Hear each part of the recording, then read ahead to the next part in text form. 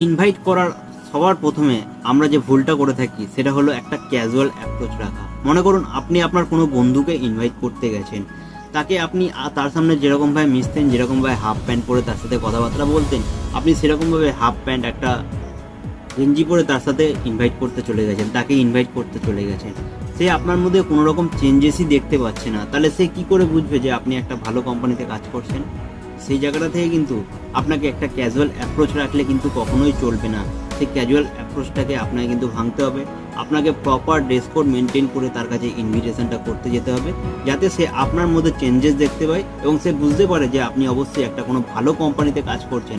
কারণ আপনি যাকে ইনভাইট করতে যাচ্ছেন সে কিন্তু আপনার কোম্পানি দেখেনি, সে কিন্তু আপনার প্ল্যানটা শোনেনি। সে আপনার কোম্পানিকে জাজ করবে আপনি তার সাথে কীরকমভাবে বিহেভিয়ার করছেন, আপনি তার সামনে কীরকমভাবে অ্যাপ্রোচটা রাখছেন। এবার আসা যাক দ্বিতীয় নম্বর ভুলটা যেটা আমরা করে থাকি।